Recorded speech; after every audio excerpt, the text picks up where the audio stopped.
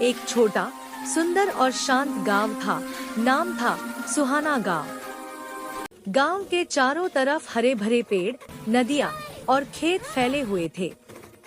वहीं उस गांव में रहता था एक प्यारा सा लड़का, टामी।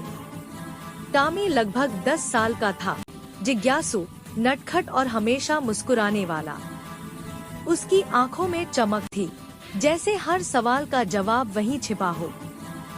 टामी की माँ रोज खेतों में काम करती थी और उसके पापा लकड़ी काटने जंगल जाते थे। टामी ज्यादातर अपना समय खेलते, जानवरों से बातें करते और कहानियाँ सोचने में बिताता था। लेकिन टामी को हमेशा लगता था, मेरे गांव में कुछ तो रहस्य है, कुछ जादू जरूर छिपा है यहाँ। एक दिन दोपहर को सूरज तेज चमक रहा था। गांव के सारे बच्चे तालाब में नहा रहे थे, लेकिन टामी अकेला एक पुराने रास्ते पर चल रहा था। वो रास्ता गांव के पीछे की पहाड़ी की ओर जाता था, जहां कोई ज्यादा नहीं जाता था, क्योंकि वहां एक पुराना सूखा कुआं था। गांव वाले कहते थे, उस कुएं में भूत है जो रात को बोलता है। लेकिन टामी को डर नहीं लगता था, उसे रोमांच पसंद था। वो झाड़ियों के बीच से गुजरता हुआ उस कुएं तक पहुंचा। कुआं बहुत पुराना था, उसके पत्थर पर काई जम गई थी और ऊपर बेलें लिपटी हुई थी। टामी ने नीचे झांका, बस अंधेरा ही अंधेरा था। वो बोला, अरे, कोई है नीचे? शुरू में कोई जवाब नहीं आया। फिर अचानक कुएं के अंदर से हल्की नीली रोशनी निकली। टामी डर गया, पर उसकी आंखें चमक उठीं। वाह, यह क्या है? वो ध्यान से देख ही रहा था कि कुएं के अंदर से आवाज आई। जो सच्चे दिल वाला होगा, वही देख पाएगा मेरा जादू। टामी पीछे हट गया। उसका दिल जोर जोर से धड़कने लगा। कौन बोल रहा है? उसने पूछा। आवाज फिर आई। मैं हूँ, इस कुएं की आत्मा। वर्षों से किसी सच्चे इंसान का इंतजार कर रही हूँ। टामी ने हिम्मत जुटाई और बोला, क्या मैं तुम्हारी मदद कर सकता हूँ?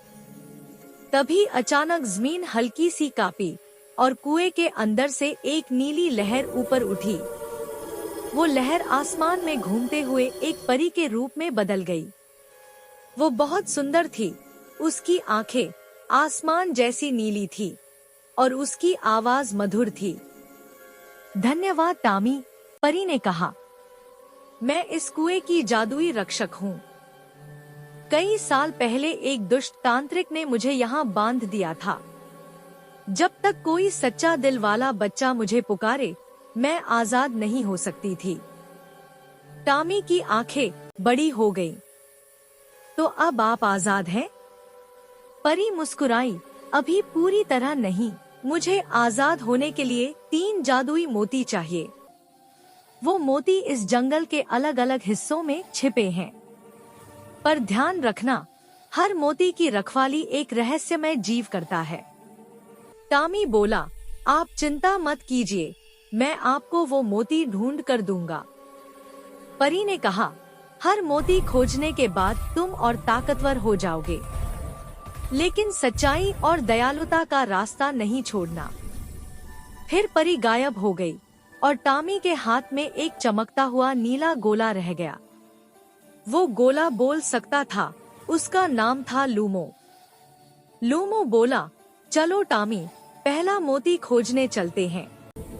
पहला मोती, पेड़ों का रहस्य। लूमो ने बताया कि पहला मोती जंगल के गहरे हिस्से में है, जहाँ बोलने वाले पेड़ रहते हैं। टामी उस दिशा में चल पड़ा। रास्ते में उसे बहुत अजीब आवाजें सुनाई दी, जैसे कोई फुसफुसा रहा हो। कौन है वहाँ? टामी ने पूछा। तभी एक बड़ा पेड़ हिला और उसकी आंखें खुल गईं। मैं हूँ पीपल राजा, पेड़ ने गहरी आवाज में कहा।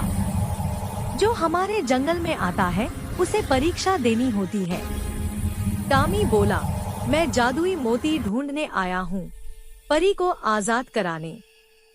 पीपल राजा ने मुस्कुराते हुए कहा, तो सुनो बच्चा, यह मोती तुम्हें तभी मिलेगा जब तुम मेरी एक पहेली सुलझाओगे। पेड़ ने कहा, मेरे पास 3 शाखाएं हैं, एक देती है छाया, एक देती है फल और एक देती है जहर।